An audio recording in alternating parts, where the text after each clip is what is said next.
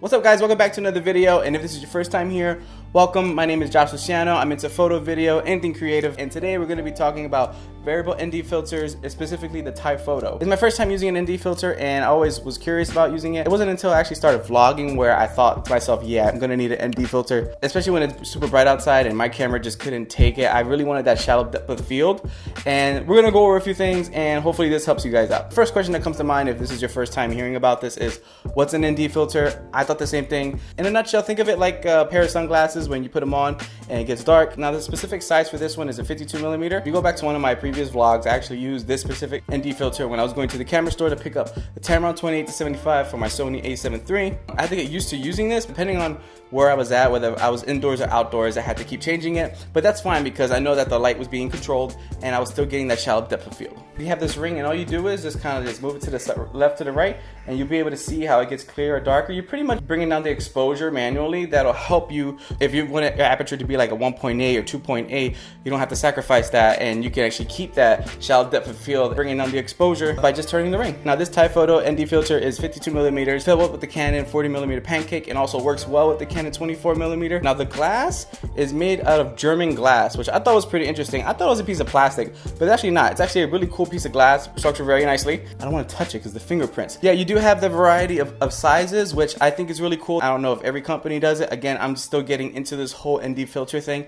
Now there are other companies that are more expensive, like Tiffin. I don't have like $100 ND filters. This ND filter only cost me about 50 or 60 bucks, and to me, honestly, it was worth every penny. And also the good thing about this is it actually stops when you reach a certain point. Some ND filters don't do that. They keep spinning and spinning, which I find that a little annoying, but the fact that this actually stops to where it's supposed to stop, that's pretty cool. You don't have to worry about thinking that you're still going and you're turning down the exposure when you're really just going in circles.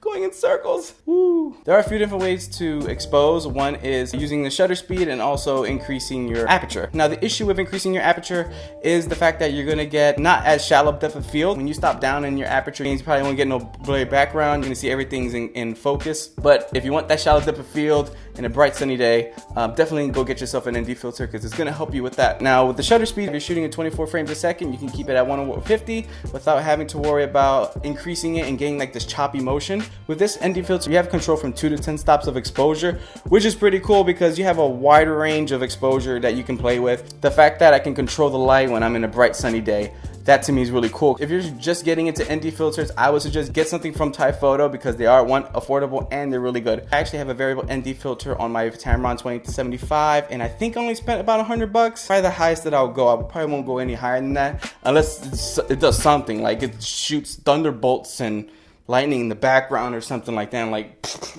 I don't know, something. So yeah, I totally recommend this brand. Hopefully soon I could get a 67 millimeter for my Tamron 28-75. Test that out. Maybe I can test it out with a Tiffin or something like that and compare both of them.